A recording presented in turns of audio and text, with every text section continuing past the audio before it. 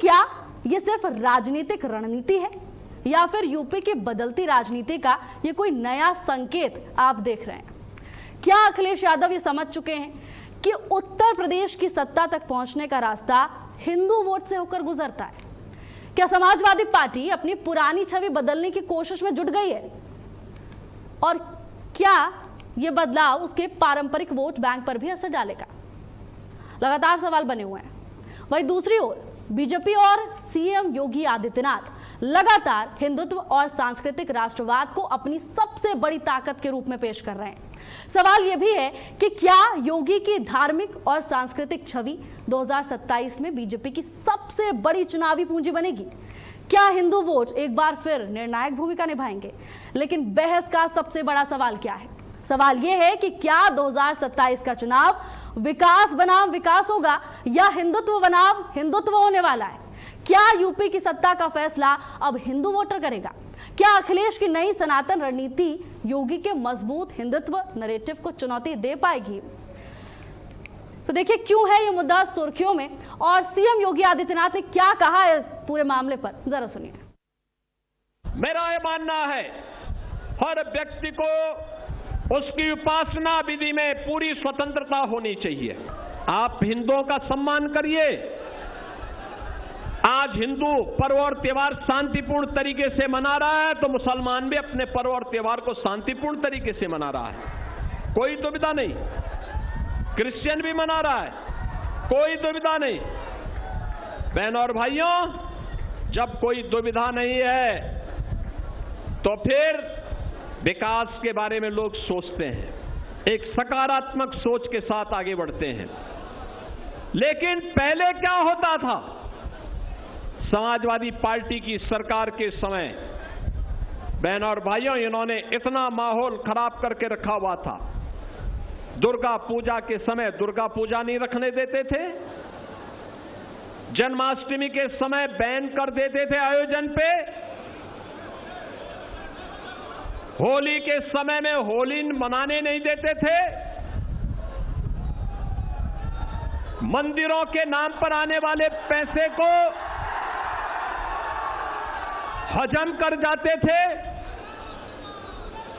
आज आप देखते होंगे कि हमारे हर विधायक ने अपने अपनी विधानसभा में 8-8, 10-10 मंदिरों के सुंदरीकरण के कार्य को संपन्न किया है।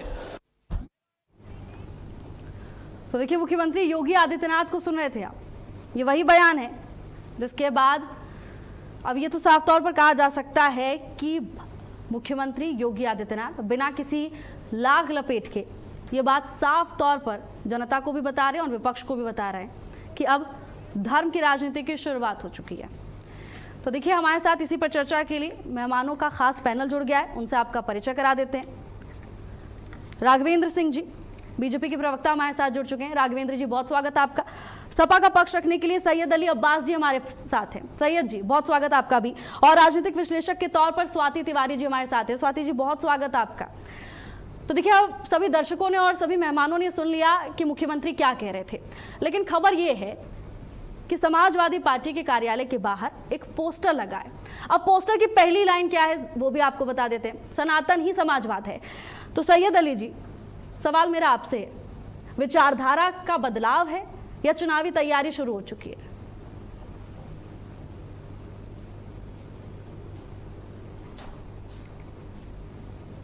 सैयद अली जी आप तक मेरी आवाज पहुंच रही है? अपने आप को एक बार अनम्यूट कीजिए, आपकी आवाज हम तक नहीं आ रही।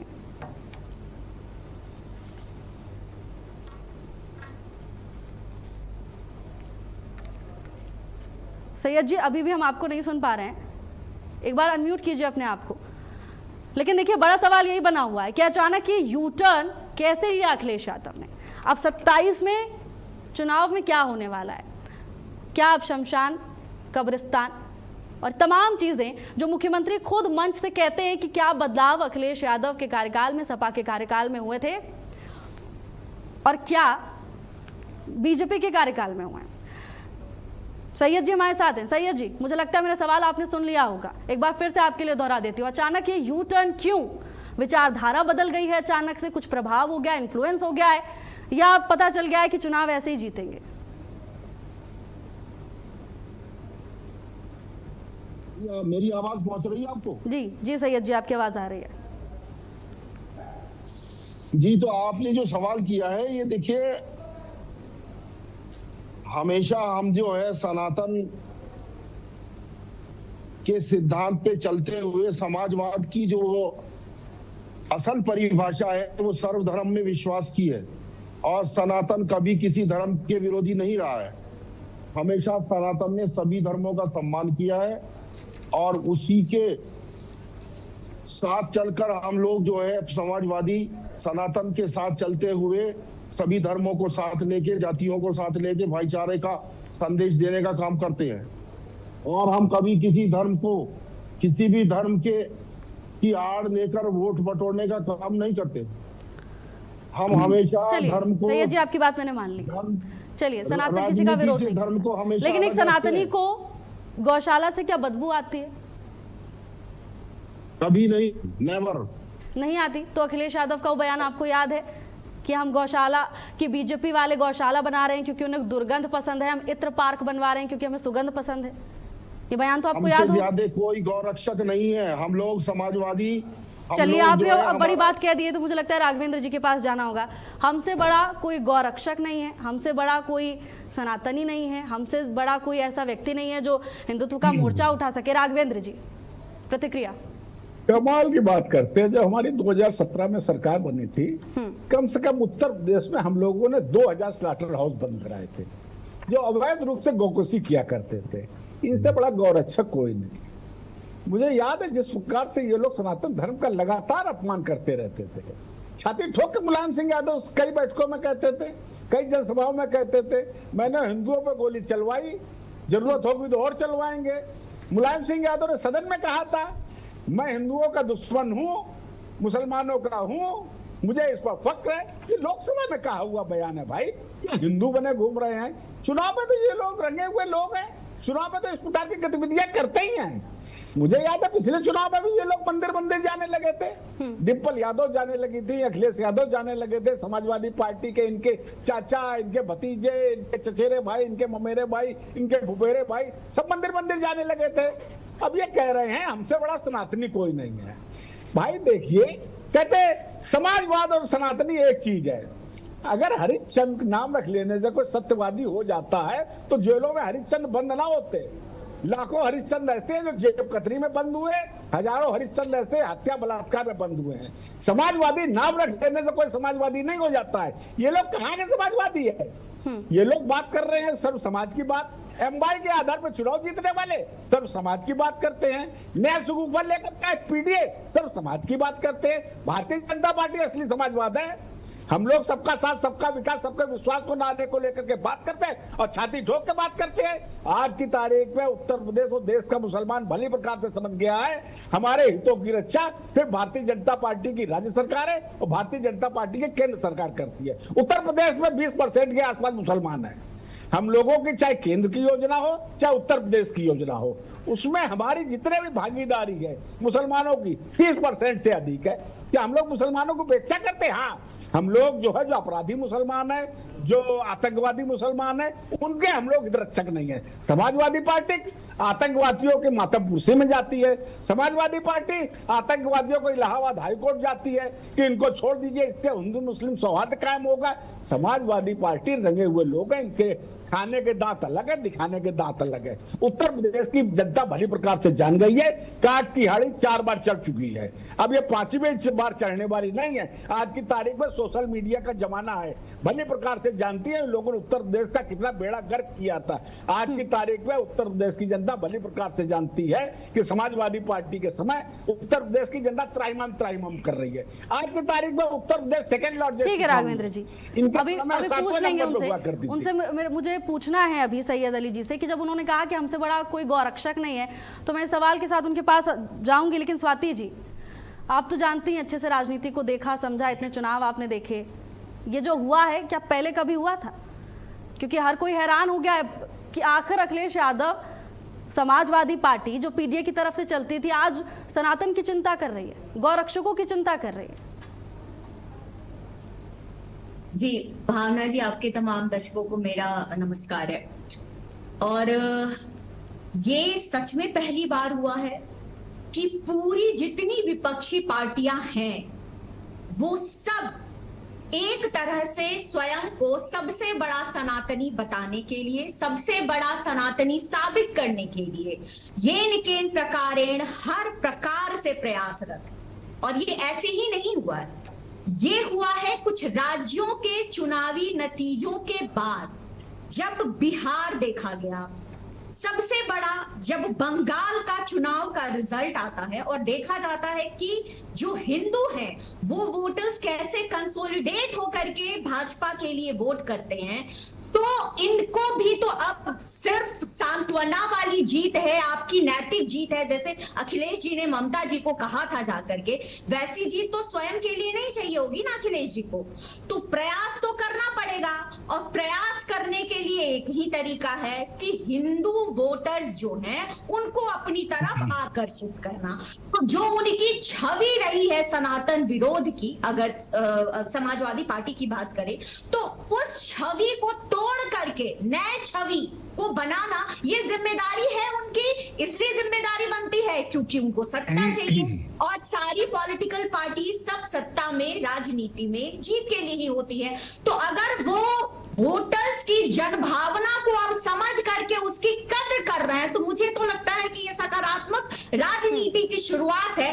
हाँ, अब जनता ये तय जरूर करेगी कि कौन असली सनातनी है, कौन नकली सनातनी है, कौन चुनावी सनातनी है, और कौन वास्तव में चिरकाल से सनातन परंपरा को निभाता आया है, वो चाहे राजनीतिक धर्म हो या सामाजिक धर्म हो, या किन्हीं भी योजनाओं को लागू करने के लिए जनता की तरफ मुंह उठा करके। बिल्कुल स्वाति जी, देखिए सकारात्मक राजनीति सराहनीय है, इस बात में कोई दो राय नहीं है, इस बात को कोई इनकार भी नहीं कर सकता स्वाति जी, और बिल्कुल ठीक कहा आपने। लेकिन बात यहाँ पर ये समझनी होगी कि चुनाव का समय हो और अचानक इतना बड़ा बदलाव आ जाए तो जनता भी सोचेगी कि ऑल ऑफ सडन क्या हो गया अखिलेश यादव को। सैयद जी, आपके पास आ रही हूँ, देख लिया आपने, समझ लिया हर जगह से कि क्या होता है, और अब आपको ये पता चल गया है कि यही रणनीति होनी चाहिए, इसीलिए आप ऐसा कर रहे हैं, वरना आपको कोई चिंता नहीं है हिंदुओं की, सनातनियों की, ये आरोप है। देखिए, मैं बीजेपी के अपने भाई जो प्रवक्ता हैं उनको जवाब दे दूं कि हमें चंदा चोरों से और चंदा श्री रामचंद्र जी के मंदिर में डाका डालने वालों से सनातन का सर्टिफिकेट लेने की आवश्यकता नहीं है, ना ही हमें ऐसे लोगों से सर्टिफिकेट लेने की जरूरत है जिन्होंने देश को नंबर 1 बना दिया है बीफ एक्सपोर्ट में। ये लोग जो है आज व्याकुल है कि इनकी पोल खुल गई है, ये नकली सनातनी बने घूम रहे हैं, ये नकली है बिल्कुल। इन्होंने सनातन के नाम पे वोट बटोरे, अब नोट बटोर रहे हैं, और इन्होंने पूरे देश को शर्मसार किया है, पूरे सनातन को शर्मसार किया है। इनकी पोल खुल गई है, इन्हें भगवान श्री राम माफ नहीं करेंगे। इन्होंने पहले चंदा चोरी किया, उसके बाद अब इन्होंने जो है चढ़ावा समाजवादी पार्टी को माफ कर दिया क्या? अब इन लोगों ने दिक्कत यहाँ पर यही आ जाती है, सबके पास अपनी आरोपों की पूरी सूची है। सैयद जी, मैं आपके पास ही हूँ, आपके पास ही, कहीं नहीं जा रही हूँ। 30 सेकंड मैं आपको ये भी बता दूं कि अभी इन्होंने माननीय श्री मुलायम सिंह यादव जी के बारे में भाई ने हमारे कहा कि साहब वो तो ऐसे थे और वो तो गोली चलाने वाले थे। तो भाई से मैं ये जानकारी करना चाहता हूं, मेरे भाई बताएं कि आपने हमारे आदरणीय श्री मुलायम सिंह यादव को पद्म विभूषण से विभूषित किया है आपकी सरकार ने, तो आप ये बताइए कि क्या वो पद्म विभूषण आपने फर्जी दिया है? ले लीजिएगा जानकारी, उसके लिए पूरा समय जवाब दे मेरे भाई। ठीक है, राघवेंद्र जी के पास मैं जाऊंगी, लेकिन जो सवाल मैंने आपसे पूछा था, ताकि मैं राघवेंद्र जी के पास जाकर ये बता तो सकूं कि आखिर जब सैयद अली जी ये बात कह रहे हैं कि हमसे बड़ा गौरक्षक कोई नहीं है, तो उसके पीछे आधार क्या है? अभी वो पूछ लेंगे तो कुछ तो बताना पड़ेगा, तो आप बताइए क्या किया है आपने सनातनियों के लिए, गौरक्षकों के लिए? अरे भाई, हमारा उद्योग हमेशा दूध का, देखिए हमारा हमेशा से गाय का दूध से हमारा जो है आजीविका हमेशा से रही है। हम श्री कृष्ण जी के वंशज रहे हैं, श्री कृष्ण जी ने हमेशा जो है गौ माता जी के लिए कितना बड़ा उनका एक वो हुआ करता था। और हम असली गौ रक्षक इसीलिए हैं कि हम श्री कृष्ण जी के वंशज भी हैं। ये लोग फर्जी राम भक्त बने घूम रहे हैं। ये डाका डाल के जो है इन्होंने कई सरकारें गिराई और कितने लोगों को खरीदा है। श्री कृष्ण जी के वंशज हैं जी, तो फिर कार सेवकों पर गोलियां क्यों चली? आपने अभी कहा कि भारतीय जनता पार्टी को कभी माफ नहीं करेंगे भगवान राम। कार सेवकों तो पे गोली कार चलाने वाले सेवकों भी पर जब गोलियां चली, इन्हीं के आका जो आज राम मंदिर निर्माण समिति के अध्यक्ष बने घूम रहे हैं, मिश्रा जी, श्री सैयद जी, वही बात फिर से आ जाती है ना। चलिए मैं राघवेंद्र जी के पास जाती हूँ जवाब लेने के लिए, लेकिन आप अपने प्रश्न पत्र में आप नहीं देख रहे हैं। आप सोचते हैं दूसरे पर आरोप लगा देता हूँ बच जाऊंगा। नहीं सैयद जी, आऊंगी आपके पास, वापस आऊंगी। राघवेंद्र जी जवाब दीजिए। राघवेंद्र जी अब जवाब देंगे। ये बिल्कुल नहीं, ये झूठ, ये बिल्कुल सफेद झूठ है। क्या सफेद झूठ है? जी को इन्होंने पद्म विभूषण क्यों दिया? चलिए सैयद जी, अब थोड़ा सब्र रखिए। राघवेंद्र जी जवाब दीजिए। सैयद जी सवाल पूछ लिया है तो मुझे लगता है अब जवाब सुनने की भी क्षमता होनी चाहिए।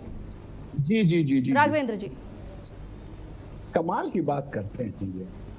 पद्म विभूषण इसलिए दिया, उन्होंने समाज सेवा के काम भी कुछ किए थे। 4 बार उत्तर प्रदेश के मुख्यमंत्री रहे, तो उन्होंने कुछ ना कुछ तो काम किए ही होंगे। लेकिन उन्होंने छाती ठोक के ये बात कही कि हम लोगों ने राम भक्तों पे गोली चलवाई। उन्होंने सदन में कहा हम लोग मुसलमानों के हैं, हिंदुओं के दुश्मन है। अरे मैं झूठ नहीं बोलता हूँ, मैं दे दूंगा। अरे सर सुनिए, अब आप सुनने का वादा रखिए। लखनऊ में मुलायम सिंह यादव ने सीधे कहा था मैंने राम भक्तों पे गोली चलवाई, अगर आवश्यकता होगी तो गोली चलवाएंगे। ऐसा कभी नहीं। तो अखिलेश जी का बयान था, पीपल के पेड़ के नीचे लाल झंडा लगा दीजिए, एक पत्थर रख दीजिए, चंदन लगा दीजिए, मंदिर हो जाता है। ये अखिलेश यादव का बयान था, ये राघवेंद्र सिंह का बयान नहीं था। मुलायम सिंह यादव तो दर्जनों बार ये बात किया। मैं बात करना चाहता हूँ, बहुत ही गर्म विषय है चंदा चोरी का। हम लोगों ने 1 हफ्ते के अंदर उसमें एसआईटी की गठन किया, एसआईटी का दायरा बढ़ाया, उसमें जो है नामजद एफआईआर लिखाई, उसमें गिरफ्तारी हुई, उसमें जांच हो रही है, उसमें जितनी भी चीजें थी सब पैसा का धीरे धीरे रिकवरी हो रही है। जो 1800 की सूची सामने 2200 चीजों की सूची सामने आ गई है कि इतनी चीजें जो सुरक्षित हैं। और आप क्या चाहते हैं? संविधान के दायरे में तो काबू है। मैं एक बात और कहना चाहता हूँ, इसके साथ ही बहराइच में मसूद गाजी के मजार में 100 करोड़ चंदा चोरी का 100 करोड़ रुपए की जो चंदा चोरी हुई है, उसके विषय में अखिलेश यादव के मुंह नहीं फूटा, उसके विषय में कुछ नहीं कहा। अजमेर दरगाह में 20 लाख की चोरी हुई, उसके विषय में अखिलेश यादव आप लोग के मुंह से कोई बात नहीं निकल रही है। राम जन्मभूमि के विषय में आप लोग लंबी लंबी बातें कर रहे हैं। आप लोग सनातन धर्म की सुपारी लिए घूम रहे हैं। एक देसी कहावत है कि एक तो रुआ से ऊपर से आए गए भैया, एक तो वैसे ही ये मातम बना रहे थे, अयोध्या में राम जन्मभूमि मंदिर बन गया, ऊपर से ये घटना हो गई, इनको नाचने का मौका मिल गया। ये खूब जी भर भर के भारतीय जनता पार्टी को गाली दे रहे हैं, जी भर भर के सनातन धर्म को गाली दे रहे हैं, जी भर के राघवेंद्र जी यही तो अब नहीं दे रहे हैं गाली, अब ये समझ चुके हैं। कुछ ऐसा लग रहा है, लोग ये कह रहे हैं कि समझ चुके हैं, क्योंकि स्वाति जी कह रही थी कि इन्होंने देख लिया है कि बिहार में क्या हुआ, अलग अलग राज्यों में क्या हुआ, यही कारण है कि पता चल गया है। लेकिन स्वाति जी, क्या स्वाति जी 10 सेकंड और दे दीजिए, 10 सेकंड। स्वाति जी इंतजार कर रही है काफी। ठीक है राघवेंद्र जी 10 सेकंड। अभी हमारे मित्र कह रहे थे बीफ एक्सपोर्ट, तेरा थोड़ा सा इन्हें सामान्य ज्ञान होता तो ये आरोप ना लगाते। गाय, बछड़ा और बैल तीनों के मांस के निर्यात पर भारत में पाबंदी है। ये बात आप देख लीजिए और सर्च करके देखिएगा। बीफ का तात्पर्य और मांस से है। ये इस प्रकार की वाहियात बातें करना बंद करिए। देश से बीफ का मतलब गाय, बैल और बछड़े से नहीं है। बीफ में और विषय आते हैं और जानवर आते हैं। ये जो आप लोग अफवाह फैलाने का काम करते हैं। आपकी बात पहुंच चुकी है, आपकी बात पहुंच चुकी है। और सैयद जी आप उस पर तुरंत जवाब भी देना चाहते हैं, लेकिन सैयद जी थोड़ा सा इंतजार कीजिए, वापस आऊंगी आपके पास। स्वाति जी, क्या अब हिंदुत्व और सनातन के बीच में एक जंग छिड़ गई है क्या? जो चीजें एक साथ थी, उसी का पार्ट थी, लेकिन अब आमने सामने नजर आ रही हैं। नहीं, मुझे नहीं लगता है कि दोनों दो चीजें हैं। सबसे पहले तो हमें मतलब सामान्य समझ दो चीजें हैं नहीं, लेकिन राजनीति ने इन्हें दो चीज कर दी है। बिल्कुल, हाँ, आप बिल्कुल, मैं जी। उसी पे आ रही थी। हाँ, मैं भी उसी पे आ रही थी। तो हिंदुत्व और सनातन दो अलग अलग चीजें नहीं है, ना व्यवहार में है ना समाज में है। हाँ, राजनीति ने इसे अलग अलग तरह से बुनाने का प्रयास जरूर किया है।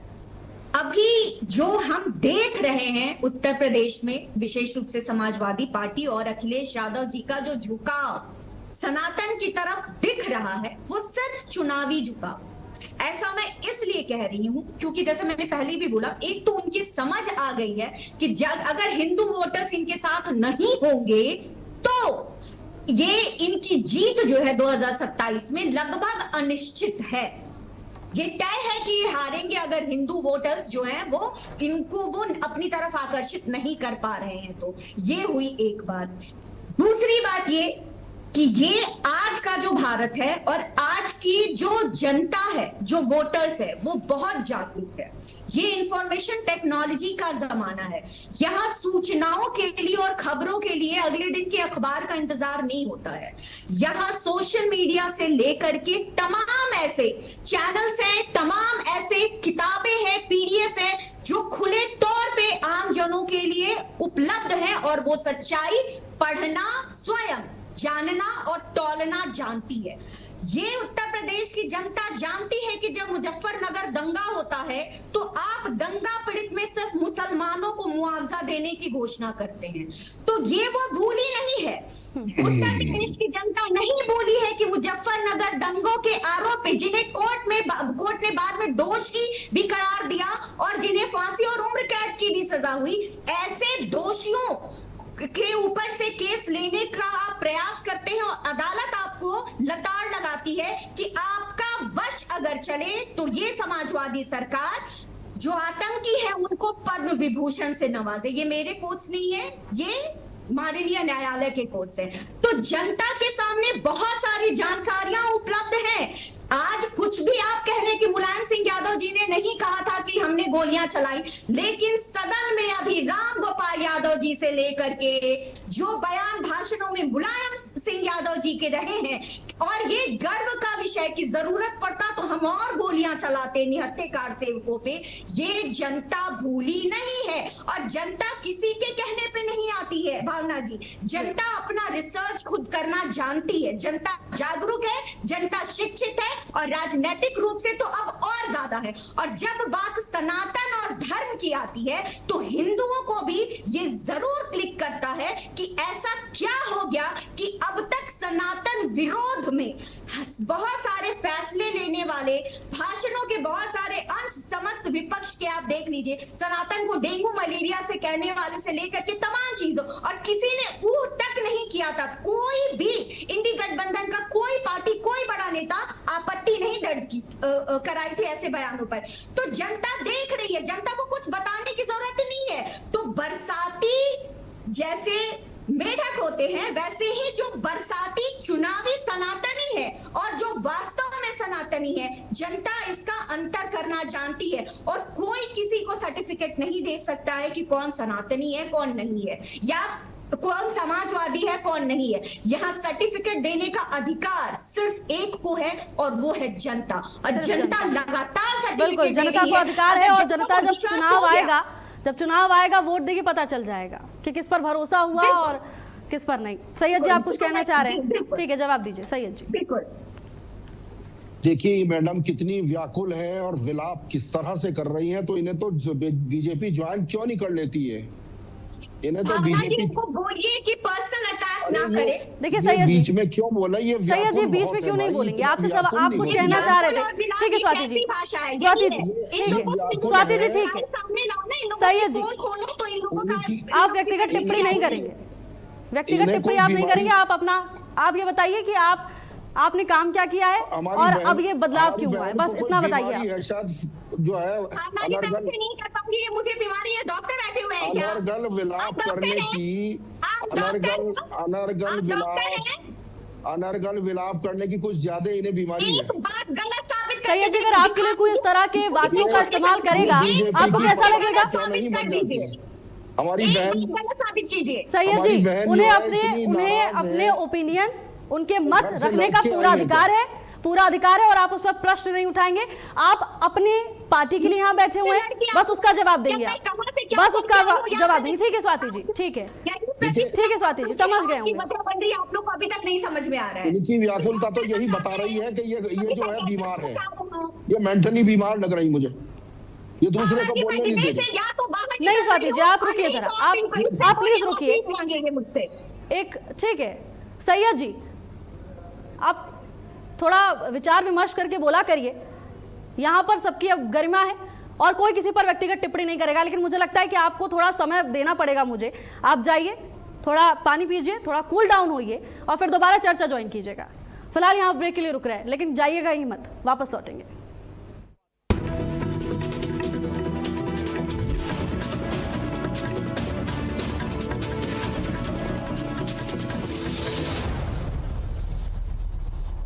जब हर मुद्दे को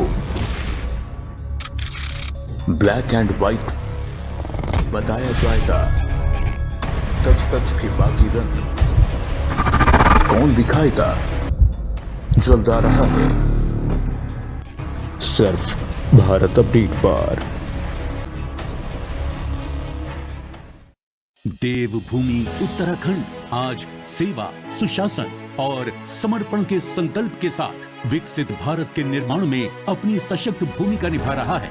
प्रधानमंत्री श्री नरेंद्र मोदी के मार्गदर्शन और मुख्यमंत्री श्री पुष्कर सिंह धामी के नेतृत्व में उत्तराखंड ने विकास, सुशासन और जन कल्याण के नए मानक स्थापित किए हैं। समान नागरिक संहिता लागू करने वाला देश का पहला राज्य बनने के साथ सशक्त भू कानून, सख्त नकल विरोधी कानून, धर्मांतरण विरोधी कानून, दंगा रोधी कानून तथा अल्पसंख्यक शिक्षा प्राधिकरण जैसे ऐतिहासिक निर्णयों ने पारदर्शी और जवाबदेह शासन को नई दिशा दी है। वहीं G20 सम्मेलन, ग्लोबल इन्वेस्टर समिट और 38वें राष्ट्रीय खेलों जैसे सफल आयोजनों ने उत्तराखंड को वैश्विक पहचान दिलाई है। 4 Dham all weather road, Delhi Dehradun economic corridor, Rishikesh Karnaprayag rail परियोजना, केदारनाथ और हेमकुंड साहिब रोपवे, वंदे भारत ट्रेनें, विस्तारित हवाई सेवाएं तथा जल और ऊर्जा क्षेत्र की महत्वपूर्ण परियोजनाएं आधुनिक उत्तराखंड की मजबूत आधारशिला बन रही हैं। 3.56 लाख करोड़ के निवेश समझौते, निवेशक हितैषी नीतियां, बढ़ते उद्योग,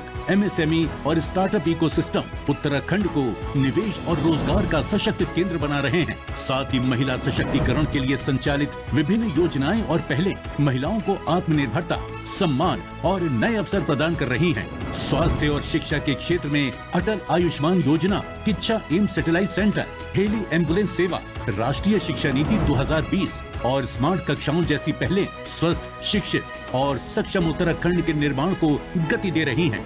मिलेट्स नीति, कीवी नीति, ड्रैगन फ्रूट योजना और हाउस ऑफ हिमालयाज जैसी पहले स्थानीय उत्पादों को नई पहचान दे रही हैं। जन विश्वास से जन भागीदारी तक, सुशासन से समृद्धि तक, विकसित भारत की ओर अग्रसर विकसित उत्तराखंड। समाचार जगत में सफलता सिर्फ खबरों से नहीं बल्कि मजबूत संचालन और दूरदर्शी नेतृत्व से बनती है। दामिनी महौर, भारत अपडेट की डायरेक्टर न्यूज ऑपरेशंस, जो हर दिन चैनल की रफ्तार को नई दिशा देती हैं। न्यूज ऑपरेशंस की हर बारीकी पर उनकी गहरी पकड़ और निर्णयों में उनकी सटीकता भारत अपडेट को विश्वसनीयता की नई ऊंचाइयों तक ले जा रही हैं। समन्वय, अनुशासन और नेतृत्व, इन तीनों का अद्भुत संगम है दामिनी महौर। उनकी कार्यशैली सिर्फ प्रबंधन नहीं बल्कि पूरी टीम के लिए प्रेरणा है। आज भारत अपडेट की सफलता में उनकी मेहनत, दूरदृष्टि और समर्पण की मजबूत छाप है। दामिनी महौर एक ऐसा नेतृत्व जो खबरों को सिर्फ संचालित नहीं बल्कि उन्हें प्रभावशाली पहचान देता है। मीडिया की दुनिया में नेतृत्व वही जो सिर्फ संस्थान न बनाए बल्कि एक नई सोच को दिशा दे। ऐसा ही नाम है विवेक पाठक। विवेक पाठक भारत अपडेट के मैनेजिंग डायरेक्टर और एडिटर इन चीफ, एक दूरदर्शी मीडिया लीडर के रूप में पहचाने जाते हैं, जिनकी सोच में पत्रकारिता सिर्फ खबरों का प्रसारण नहीं बल्कि समाज के प्रति जवाबदेही का माध्यम है। वर्षों के अनुभव और मजबूत संपादकीय दृष्टि के साथ उन्होंने मीडिया जगत में अपनी विशिष्ट पहचान बनाई है। समाचार की गहराइयां, प्रस्तुति की सटीकता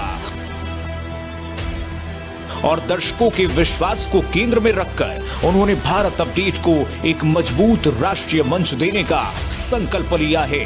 उनके नेतृत्व में भारत अपडेट तेज, निष्पक्ष और विश्वसनीय पत्रकारिता की नई परिभाषा गढ़ रहा है।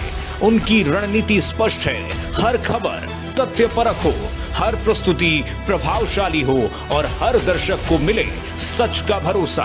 विवेक पाठक का विजन है भारत अपडेट को देश के हर घर तक पहुंचाना और इसे ऐसा समाचार का मंच बनाना जो जनता की आवाज, राष्ट्र की सोच और सच्चाई का सबसे मजबूत माध्यम बने। उनकी अगुवाई में भारत अपडेट सिर्फ एक चैनल नहीं बल्कि भरोसे, निष्पक्षता और नई पत्रकारिता का प्रतीक बन रहा है।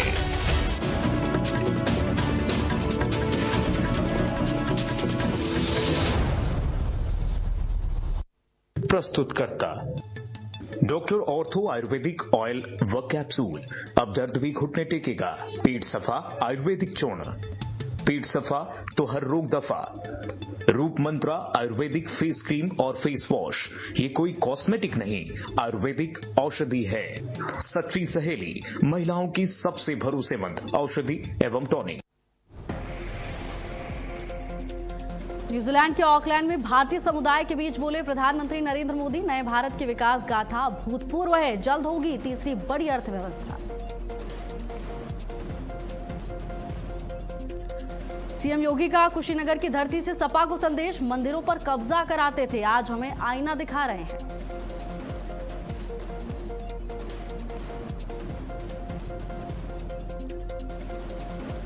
राम मंदिर निर्माण समिति की बैठक में शामिल हुए नृपेंद्र मिश्रा। चढ़ावा चोरी मामले पर नृपेंद्र मिश्रा ने दुख जताया, कहा प्रबंधन व्यवस्था की समीक्षा जारी।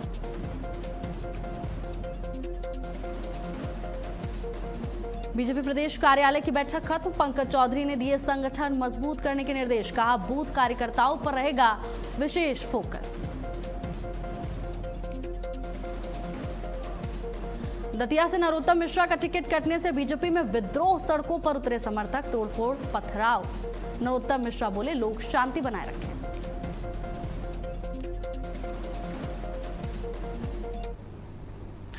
ब्रेक के बाद आपका बहुत स्वागत है।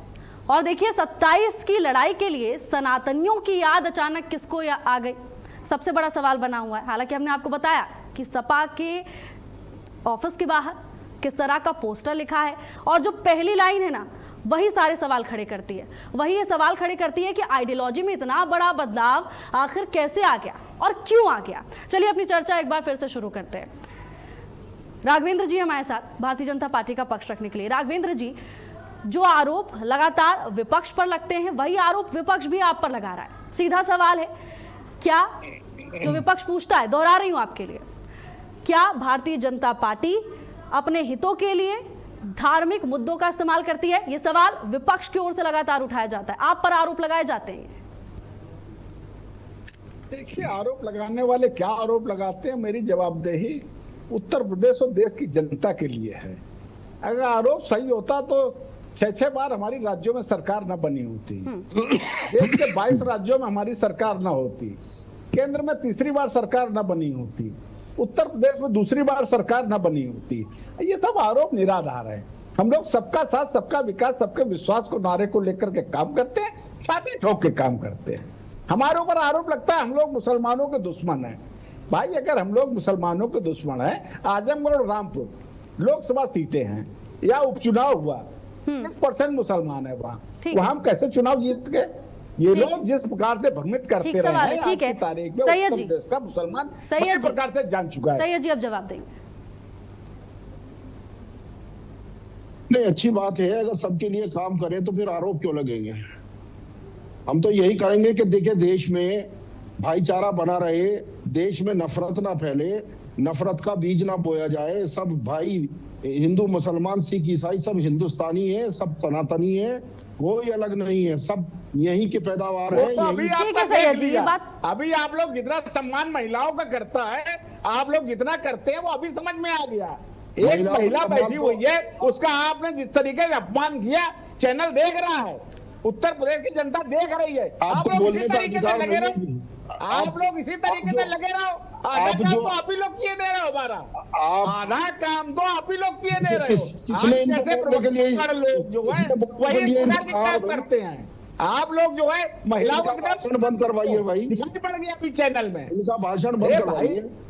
अरे बात करने का थोड़ा सामान्य शिष्टाचार भाषण बंद करवाइए भाई, बातें मत किया करिए। आप शिष्टाचार की कल्पना भी नहीं है, आप लोगों से शिष्टाचार की कल्पना भी नहीं है। कमरे की तरह करने के बीच में आदत व्याकुल है, ये व्याकुल है, ये कमरे की तरह व्याकुल है। जैसे सुन लीजिए, आप भी सुन लीजिए। संयम रखिए राघवेंद्र जी, राघवेंद्र जी संयम आप रखिए। अब मेरे नंबर पे आप कैसे बोल रहे हैं भाई? राघवेंद्र जी संयम रखिए, ठीक है सैयद जी, आपके कहने पे रख रहे हैं राघवेंद्र जी संयम। अब आप लेकिन आप सवाल का जवाब दीजिएगा, सवाल का जवाब दीजिएगा। आप नैतिक चीजें यहाँ मत बताइए। ठीक है, एक मिनट राघवेंद्र जी, राघवेंद्र जी मैं क्या कह रही हूँ आप सुनिए एक मिनट। सैयद जी मुझे आपसे कुछ बात करनी है, सुनिए।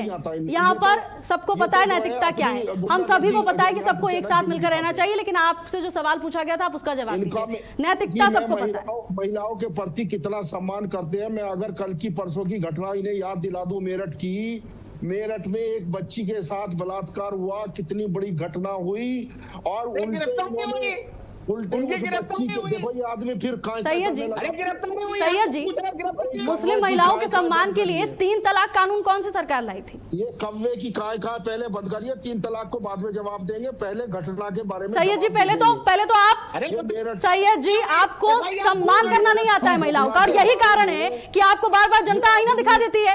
यही कारण है कि आपको बार बार जनता आईना दिखा देती है।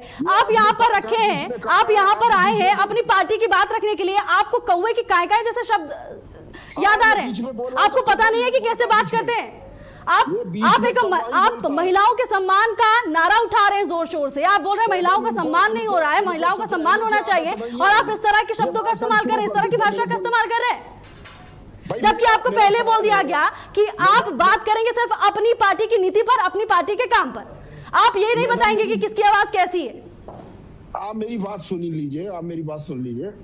मैं आपकी बात सुनने बैठी हूँ, लेकिन बात ठीक होगी तभी सुनूंगी, बात ठीक होगी तभी सुनूंगी। उस बच्ची के परिवारजनों को ही मुंह पे थप्पड़ जड़ रहे। देखिए शर्म नहीं आती है सैयद जी, जिन महिलाओं के सम्मान की आपको चिंता है, उन्हीं महिलाओं के सम्मान के लिए आवाज उठा रहे हैं। बच्ची के साथ अन्याय हुआ और इन्हें शर्म नहीं आई, और ये उल्टा जो है उल्टा उसी को पिटवा रहे, वादी पक्ष को ही पिटवा रहे। ये लोग, ये महिलाओं के सम्मान करने वाले लोग हैं। ये आप हैं, आप हैं। अभी आप उनकी पुरानी चीज उठा के उनका सवाल लूंगी। मैं भी एक महिला हूँ। आप ये बात समझ रहे हैं कि आपने किस तरह परिचय दिया है अपनी?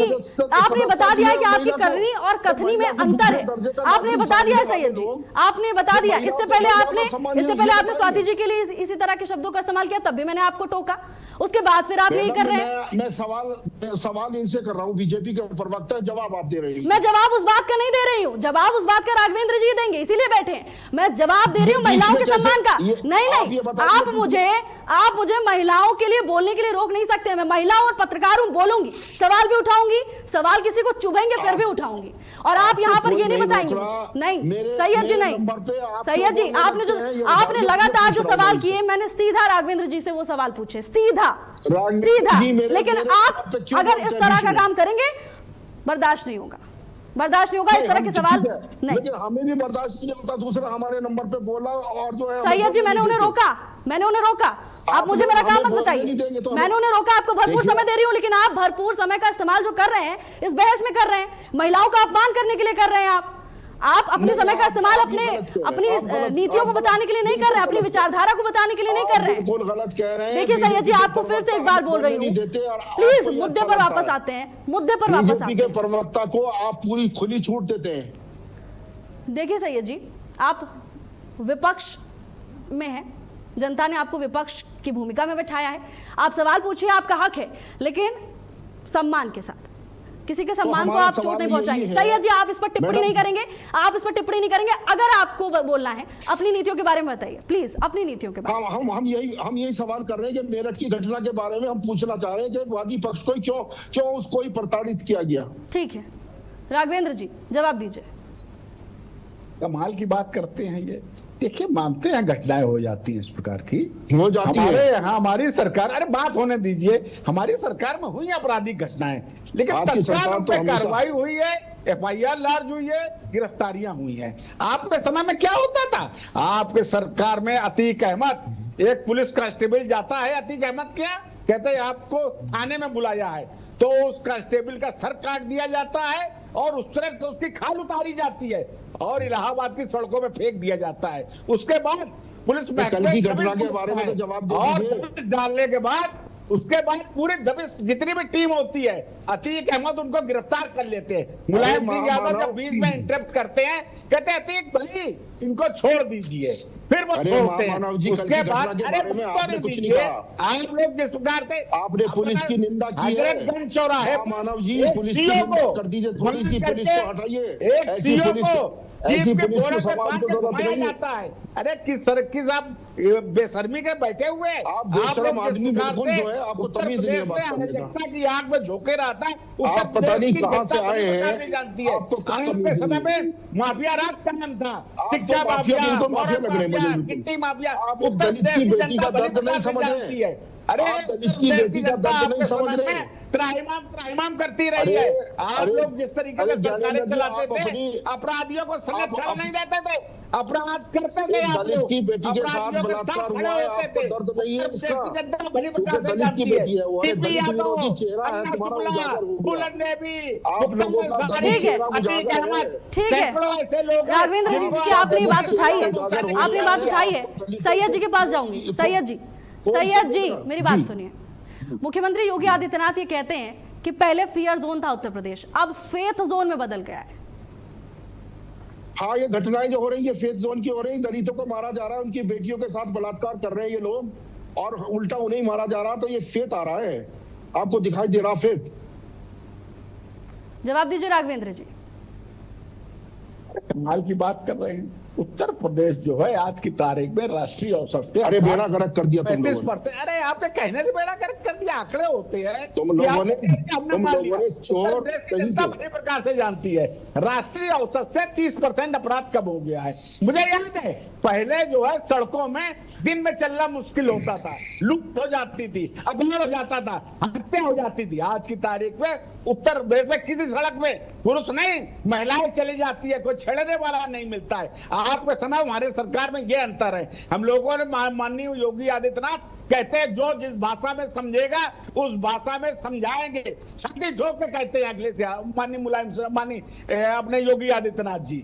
आप लोग जिस तरीके से उत्तर प्रदेश में काम करते रहे हैं, उत्तर प्रदेश की जनता भली प्रकार से जानती है। देख रही है अपहरणकर्ताओं के, लुटेरों के, माफियाओं का आप लोग संरक्षण देते थे। उत्तर प्रदेश की जनता भली प्रकार से जानती है आपके समय में किस प्रकार से काम होता था। हम लोगों ने 2000 से ज्यादा शस्त्र लाइसेंस निरस्त कराए मान्यवर, जो आप लोगों ने अपराधियों के बनवा दिए थे। आज की तारीख में उत्तर प्रदेश से अपराधी गले में तख्ती डाल के थानों में समर्पण कर रहा है। आप लोगों के समय क्या होता था, नेता लोग जब अरे मेरठ की घटना के बारे में तो दो शब्द बोल दीजिए। बताया ना, मेरठ की घटना के बारे में तुम्हें शर्म नहीं आ रही? क्या बोले? ठीक है, कहानी सुना ठीक है राघवेंद्र स्वाति जी, लेकिन आंकड़े तो ठीक है, अब स्वाति जी के पास जाना चाहूंगी। ठीक है, तुम लोगों ने पूरे देश को लूट के और ठीक है देश सैयद जी, की जब आग आपकी में बारी माफी आएगी तब करेगा आप देश। बताइएगा। आपके पास भी आऊंगी, आप बताइएगा कि किसकी बारी में किसने क्या किया। लेकिन फिलहाल स्वाति जी, सड़कों पे तुम ही लोग लुटेरे थे, तुम ही ठीक लूटते है थे सड़कों पे। सैयद जी, एक आज बार तुम आंकड़े, एक सरकार बार लुटेरे, देखिए, सब मैं सरकार चला इस रहे। पर आपसे बहस नहीं कर रही हूँ, एक बार आंकड़े देख लीजिएगा। ठीक है सरकार चला स्वाति रहे जी, लुटेरे, आज आंकड़े तो लेकिन ये लुटेरे, बताते गुंडा हैं चोर। कि तो बहुत श्री बदलाव हुआ है, रामचंद्र जी के खासतौर मंदिर पर को कानून लूट लिया व्यवस्था के तुम मामले लोगों में, ने, सुरक्षा के अब मामले तुम में। क्या छोड़ोगे? स्वाति जी,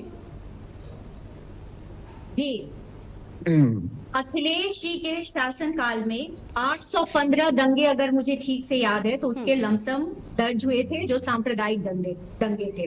200 लोगों के करीब में मृत्यु हुई थी। और 2017 के कार्यकाल को छोड़ दिया जाए क्योंकि आधे समय ही योगी जी थे, उसके बाद जो डेटा है वो ये कहता है कि 0 सांप्रदायिक दंगे हुए हैं।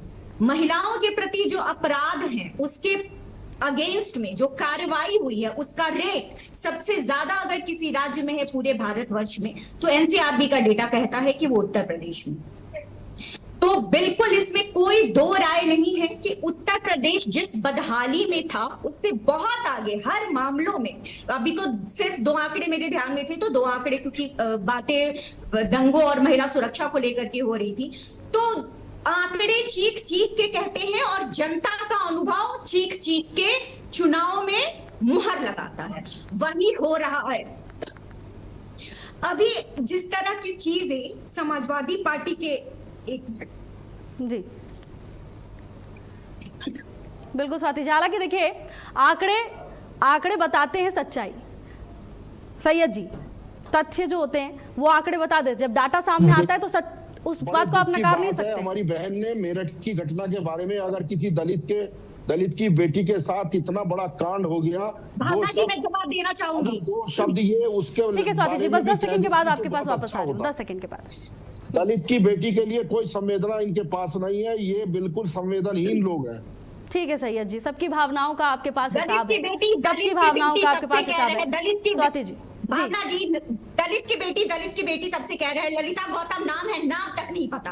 आरोपी जो दोषी है अंकुश, वो 24 घंटे के अंदर हिरासत में हो गया। सिर्फ बलात्कार की घटना नहीं है, हत्या की भी घटना है। उस पे एसिड फेंक करके बोरी में जला करके उसे तालाब में फेंक दिया गया। क्या बात करते हैं ये लोग लाशों पे और महिला के इस तरह की अपमानजनक घटनाओं पे भी ये राजनीतिक गिद्धों की तरह काम करते हैं। क्या नहीं पता और किसने आवाज नहीं उठाई? आप जानते हैं कि प्रशासन ने क्या किया? आप जानते हैं कि भाजपा ने क्या किया? आप जानते हैं कि हम जैसे जो विश्लेषक है उन लोगों ने ऐसे मुद्दों पे बात रखी है या नहीं रखी है? मामले को, किसी भी ऐसे संवेदनशील मामले को अगर राजनीतिक रंग दिया जाएगा, उस पे राजनीति की रोटियां सेकी जाएंगी, तो ऐसा करने का अधिकार ना तो संविधान देता है, ना प्रशासन को देना चाहिए और ना ही जनता को देना चाहिए। तो ये स्पष्ट बात हो गई। जो मेरठ की घटना, नाम तक तो पता नहीं, और ये पता नहीं ये लोग किस तरह की संवेदनशीलता की बात करते रहते हैं। अब आते हैं आंकड़ों की बात हो रही थी। दंगों का प्रदेश था उत्तर प्रदेश, बिल्कुल स्पष्ट रूप से। एक बात, एक शब्द अगर मैंने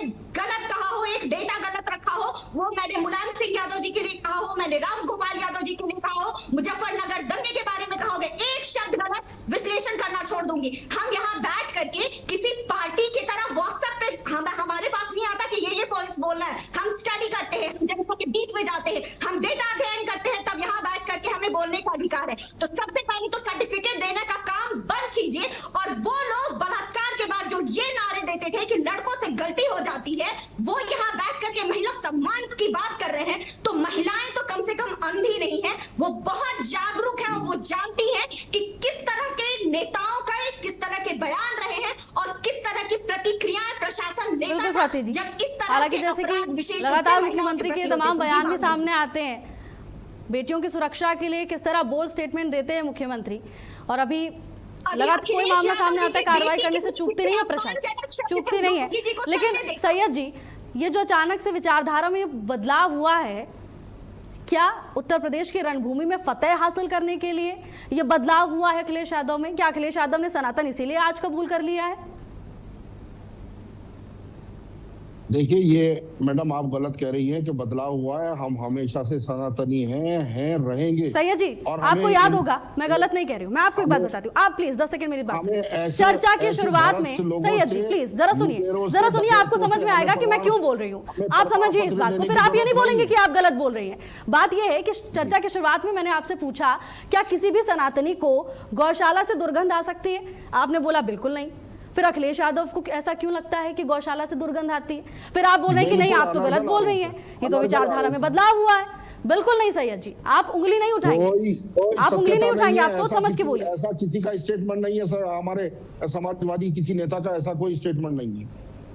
लेकिन सैयद जी, अभी आंकड़े बताए स्वाति जी ने, अभी आंकड़े बताए, तो क्या जो दंगों की राजनीति हुई उस पर मंथन करेंगे आप सुना दीजिए, उस पर मंथन करेंगे आप? सुना दीजिए हमें, अगर ऐसा स्टेटमेंट है तो आप हमें सुना दीजिए। सैयद जी, भाई 15 दिन एक सवाल का जवाब दे दीजिए, एक सवाल का जवाब दे दीजिए, फिर मुझे आखिरी कमेंट्स की ओर आगे बढ़ना है। अभी स्वाति जी बता रही थी कैसे सपा के कार्यकाल में खूब दंगे हुए, उस पर आत्ममंथन की तो जरूरत है ना। ये तो आंकड़े आप देखेंगे, आपको पता चलेगा ना कि क्या किया कार्यकाल में, कितनी सजाएं हुई, कितने FIR हुए, क्या हुआ आपके कार्यकाल में, क्या क्या हुआ सपा के कार्यकाल में, बताइए। मैडम, जब इस सरकार में, देखिए ये सरकार वो है जो दंगा कराती थी सरकार, यही देश में आग लगाने का काम करते थे। आज ये सरकार में बैठ के ये प्रवचन दे रहा है, यही तो दंगाखोर है, यही तो दंगे सैयद जी, कराने वाले लोग हैं। आप सीधे आरोप लगा देते हैं। संयम रखिए भाई। ऐसे दर्जनों कांड है जिनका नाम ले लूंगे तो फिर फैलाने वाले आप बोलेंगे कि यही दंगे ये क्या बात, कराते थे और ये क्या बात हुई? यही सड़कों पे लूट मार करते थे लोग। आज सरकार में बैठे इन्होंने सैयद जी, श्री रामचंद्र मुजफ्फरनगर में जी के क्या हुआ मंदिर को नहीं था? छोड़ा। सपा की सरकार थी ना, मुजफ्फरनगर में क्या हुआ था? आपकी सरकार थी, आपकी ही सरकार थी। आप दूसरों का रिपोर्ट कार्ड लेने के लिए तैयार रहते हैं, आप ये नहीं बताते जनता को कि हमारे में क्या हुआ था। दंगा कराया था वहाँ, क्या हुआ था मुजफ्फरनगर कांड में? क्या हुआ था मुजफ्फरनगर कांड में? बीजेपी के सैयद जी, आरोपी क्या हुआ था मुजफ्फरनगर कांड में, आप बताइए। जी ठीक है, चलिए। मुजफ्फरनगर दंगे में यही लोग, बीजेपी के लोग ही थे सूत्रधार, इन्होंने दंगा कराया था। तो सजा दिला देते, सजा दिला देते। ठीक है, चलिए। इलेक्शन को चलिए। हिंदू मुसलमान करना था 2014 के इलेक्शन को, यही लुटेरे सैयद बैठे हैं जो जी, अगर स्वाति जी कुछ गलत कह रही थी, कुछ गलत बता रही थी तो उसका जवाब दे दीजिए। कुछ गलत बता दिया हो, उन्होंने तो खुला चैलेंज दिया आपको, खुला चैलेंज दिया कि अगर मैंने कुछ गलत कहा हो, ये चैलेंज दे रहा हूँ कर दीजिए साबित। श्री राम जी के मंदिर को लूटने वाले लोग जो है, उस पर तो कार्रवाई हो रही है, कैसे हो गई, उस पर तो कार्रवाई हो रही है। अगर इतना शासन प्रशासन चला रहा है सैयद जी, तो मंदिर को कैसे, जलेबी की तरह बात मत घुमाइए, जलेबी नहीं खानी है इन्होंने। आप मैडम ये बताइए कि वो उन्होंने तो बता दिया, वो तो कह रही है कि मैंने कुछ गलत बताया हो, तो आप बताइए। देखिए ये लोग जो है, अच्छा गलत अरे मसूद गाजिर की दरगाह में बता दो। ठीक है राघवेंद्र जी, घपला हुआ है। अरे आप ठीक है। लुटेरे लोग हो, आपको तो कहने का अधिकार भी नहीं है।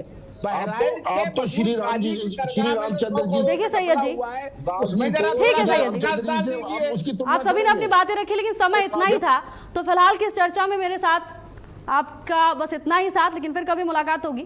बहुत धन्यवाद आपका, आपके समय के लिए। लेकिन देखिए, लगातार भारतीय जनता पार्टी पर जनता भरोसा जता रही है, उसके पीछे तमाम कारण है। अब आप इस बात को समझिए कि जिस तरह से विचारधारा में बदलाव हुआ है, हम लगातार यही बात करें कि विचारधारा में बदलाव हुआ है, क्योंकि इसके पहले जिस तरह से प्रचार प्रसार किया जाता था पीडीए की राजनीति को लेकर, ठीक उलट हो गया है। इससे पहले आपने देखा ब्राह्मण सम्मेलन हुआ, ब्राह्मणों को एकजुट किया गया, ये संदेश देने की कोशिश की जा रही है ब्राह्मणों के साथ है। अब बताया जा रहा है कि सनातनी समाजवाद है, लेकिन जनता किसके सनातन प्रेम पर भरोसा करती है, ये देखने वाली बात होगी। जब 27 में नतीजे आएंगे पता चल जाएगा। फिलहाल के लिए इतना ही, नमस्कार।